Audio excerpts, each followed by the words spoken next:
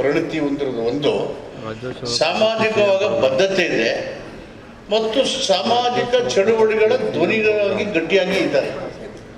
ನಾವೆಲ್ಲ ಧ್ವನಿಗೆ ಧ್ವನಿ ಸೋಸ್ಕೊಂಡೇ ಬಂದಿದ್ದೀವಿ. ನಮ್ಮ ಮುಖ್ಯಮಂತ್ರಿಗಳು ಇಡೀ ನಾಡಿಗೆ ಗೊತ್ತಿದೆ, ಹಳ್ಳಿನಲ್ಲೇ ಬಂದರು, ಅವ್ರ ಮನೆಯಲ್ಲೂ ಯಾರೂ ಓದಿಲ್ಲ, ನಮ್ಮ ಮನೆಯಲ್ಲೂ ಯಾರೂ ಓದಿಲ್ಲ. ನಾವು ಒಂದು MBBS ಕಡೆಗೆ ಹೋದ್ವಿ, ಅವರು ಲಾಯರ್ ಆಗಿ ಲೆಕ್ಚರ್ ಆಗಿ ಹೋರಾಟಗಳ ಮುಖಾಂತರನೇ ಬಂದು ಅವರು MLA ಆಗಿ, ಮಂತ್ರಿಯಾಗಿ, ಡೆಪ್ಟಿ ಚೀಫ್ ಮಿನಿಸ್ಟರ್ ಆಗಿ, ಚೀಫ್ ಮಿನಿಸ್ಟರ್ ಆಗಿದ್ದಾರೆ. ಪ್ರಾಮಾಣಿಕತೆಯನ್ನು ಉಳಿಸ್ಕೊಂಡಿದ್ದಾರೆ. ಪ್ರಾಮಾಣಿಕತೆಯನ್ನು ಉಳಿಸ್ಕೊಂಡಿದ್ದಾರೆ ಮತ್ತು ಬದ್ಧತೆಯನ್ನು ಇಟ್ಟಿದ್ದಾರೆ. ಈ ಪ್ರಾಮಾಣಿಕತೆ ಮತ್ತು ಬದ್ಧತೆ ಅವರಿಗೆ ಈ ಸಾಮಾಜಿಕ ಚಳುವಳಿಗಳ ಚಿಂತನೆಗಳು ಅವರಿಗೆ ನೈತಿಕ ಶಕ್ತಿಯನ್ನು ತಂದುಕೊಟ್ಟಿದೆ. ನೈತಿಕ ಶಕ್ತಿ ಕುಸಿದೋಗ್ತಾ ಇರೋ ಕಾಲದಲ್ಲಿ ನೈತಿಕತೆ ಇರೋ ಒಬ್ಬ ನಾಯಕ ಇದ್ದಾನೆ ನಮ್ಮ ಮುಂದೆ ಅಂದರೆ ಅದೇ ದೊಡ್ಡ ಹೆಮ್ಮೆ.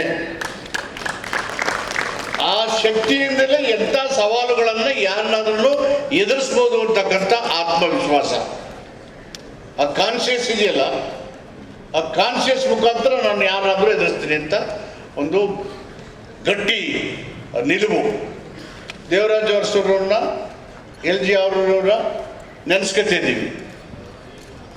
ಅವರು ಹಾವೇರಿ ಜಿಲ್ಲೆಯವರು, ರಾಣೆಬೆನ್ನೂರು. ನಾನು ಒಂದ್ಸರಿ ಅವರ ಕಾನ್ಫರೆನ್ಸ್ಗೆ ಹೋಗಿದ್ದೆ, ಒಂದು 4-5 ವರ್ಷದಿಂದ PWD ಮಿನಿಸ್ಟ್ರಿ ಇದ್ದಾಗ ಅಂತ ಅಂದ್ಕೊಂಡಿದ್ದೀನಿ.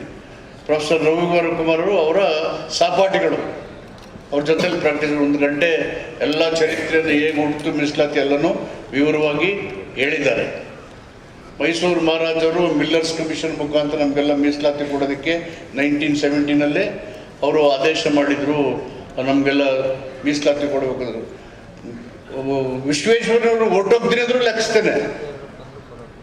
ನಮಗೆ ಮೀಸಲಾತಿ ಕೊಡೋಂಥ ತೀರ್ಮಾನ ಮಾಡಿದವರು ನಾಲ್ವಡಿ ಕೃಷ್ಣರಾಜ ಒಡೆಯರ್.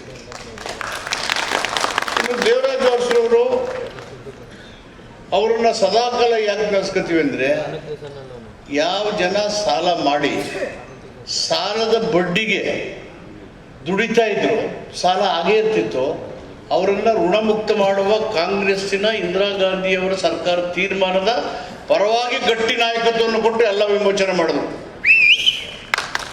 ಋಣಮುಕ್ತ ಕಾಯ್ದೆ, ಉಳುವವನೇ ಭೂಮಿ ಒಡೆಯ ಮತ್ತು bonded labours relief and rehabilitation. ಎಷ್ಟು ಹ್ಯೂಮನ್ ರೈಟ್ಸ್ ವೈಲೇಟ್ ಆಗ್ತಾ ಇತ್ತು, ಕಾನ್ಸ್ಟಿಟ್ಯೂಷನಲ್ ರೈಟ್ಸ್ನ ಡಿನೇ ಮಾಡ್ತಾ ಇದ್ರು. ಅವೆಲ್ಲ ಕೊಡಿಸೋದಕ್ಕೆ ಗಟ್ಟಿ ನಾಯಕತ್ವವನ್ನು ಕೊಟ್ಟವರು. ಭೂಮಿ ಬರಬೇಕು ಬಡವರಿಗೆ, ಹಿಂದುಳಿದವ್ರಿಗೆ ಅಂದರೆ ಏನರ್ಥ? ಅಂಬೇಡ್ಕರ್ ಪ್ರಕಾರ land is A social status. ಒಬ್ಬ ವ್ಯಕ್ತಿಗೆ ಜಮೀನಿದೆ ಅಂದರೆ ಅವನಿಗೆ ಸಾಮಾಜಿಕ ಸ್ಥಾನಮಾನಗಳು ಸಿಗ್ತವೆ ಅಂತ ಅರ್ಥ, ಸ್ವಾಭಿಮಾನ ಇದೆ ಅನ್ನೋದು ಅರ್ಥ.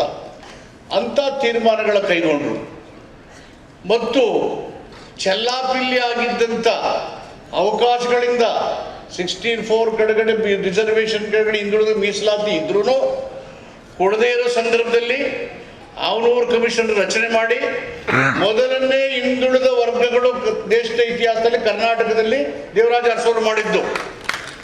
ನಾನು ಆವಾಗ ಮೆಡಿಕಲ್ ಕಾಲೇಜ್ ವಿದ್ಯಾರ್ಥಿಯಾಗಿದ್ದೆ, ಅವ್ರ ಮಗನು ಅಲ್ಲೇ ಓದ್ತಾ ಇದ್ರು. ಎಷ್ಟು ಗಲಾಟೆ ಮಾಡಿದ್ರು. ಅವ್ರ ಮಗ ನಮ್ಮನ್ನಲ್ಲಿ ನೆಟ್ಟಿಗೆ ಓಡಾಡೋಕ್ಕೆ ಬಿಡ್ತಾ ಇರಲಿಲ್ಲ. ಅದನ್ನು ನಾವು ಯಾರಿಗೂ ಎದುರಿಸ್ತೀವಿ ಅಲ್ಲಿ ದಾವಣಗೆರೆಗೆ ಇದರಲ್ಲಿ